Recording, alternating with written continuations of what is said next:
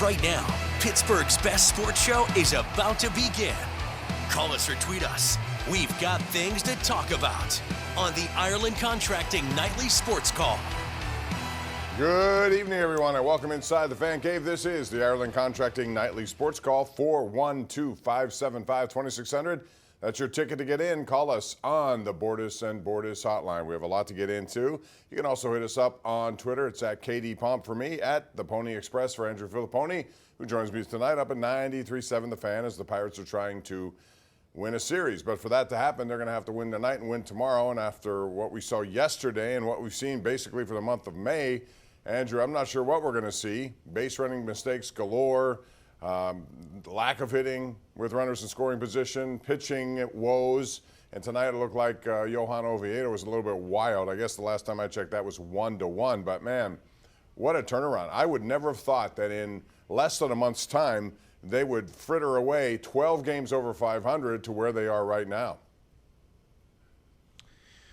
Well, it takes a lot for something like that to happen and go off course as badly as it did. I think that there are a lot of people you can blame.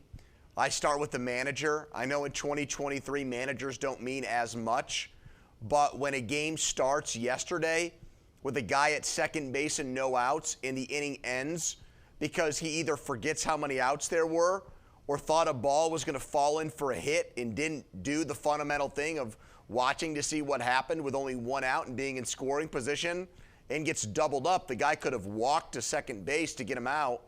That really was a microcosm for everything that went wrong for this team in the month of May. It was a Murphy's Law month for them. It makes me really question the overall stability of their team. How many guys at the major league level are good enough, and if they're not, are they getting the required coaching and fine-tuning of their skills to make them better players? And so, yeah, they're only a game under 500, Bob, and that exceeds 50-game or 50-plus game expectations for the first 2 months of the season. But I just don't like what I've seen the last 30 or so games, and I think it's alarming moving forward. Yeah. And that play last night with Tucupita Marcano, if he's not aware, then the third base coach should have been aware. Somebody should have been aware to the fact that he just ran all the way to home. That's where he was when that play was over. It was almost comical, and it set the stage for what was a 14-4 game. Anyway, we'll see how they do tonight. Meantime, interesting stuff going on, or speculation about Kyle Dubas. We're still waiting to hear if the Penguins are going to have a press conference. I'm still not totally sold on him, and I'm not sure he's totally sold on them at this point. It seems like there's time that has gone by. He's considering it, maybe sleeping on it, maybe thinking about how much say he has. What's your best guess, Andrew, about how much say he will have? And I think that could be a snag. I think he wants total say, but then again, you got Mike Sullivan, who has a lot of say in the input of what goes on with his team.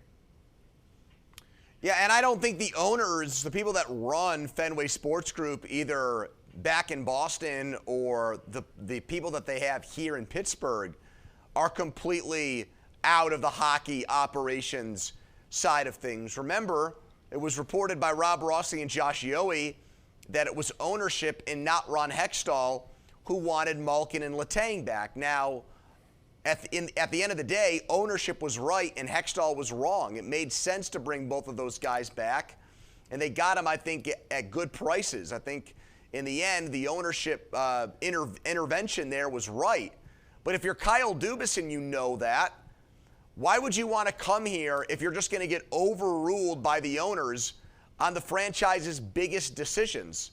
He probably thinks that he can get that kind of power somewhere else. So they're either going to make him a promise, Bob, or they're going to pay him so much money to come here that he can't say no. The other thing, I don't know if you brought this up, wouldn't it make you wonder too?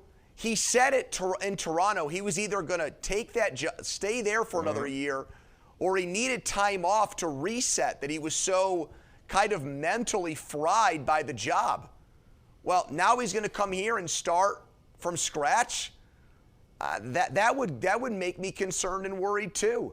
You just made it sound like you weren't up for the challenge of a job like this a couple of weeks ago. And that would be the first question that has to be asked of him. What made you change your mind, other than they changed their mind on you. I don't think he at that point thought that he was going to be said. And money. Right, and so all of a sudden now that's a legitimate point. We'll see how he handles that. In the meantime, how about the fact that the Boston Bruins and the Boston Celtics both eliminated in a Game 7 at their home venues by teams from South Florida? Now both those teams go on. I look at, I still concerned, like if I'm Florida, I'm concerned about this layoff. It's going to be 11 days by the time they play again. And if you look at the numbers over the last 10 instances of this, where playoff teams in Stanley Cup situation, you have to go back a few years, but you'll find that teams in Game 1 were 1 in 9 after this long of a layoff. So it is troublesome to a degree. And I don't know if Florida can spot Vegas a game because of that, because Vegas is a deeper team. The goaltending advantage goes to Bobrovsky, although the way Vegas plays in front of, Aiden Hill, they make it easy on him. Bob, the NHL, I think, has done a terrible job here of the timing of its games. They played an Edmonton game at 10 o'clock, and there was no other game on the entire day in the playoffs, so people miss seeing Connor McDavid on a weekend. I think that was a Sunday night where they had to wait until 10 o'clock Eastern time to play a game.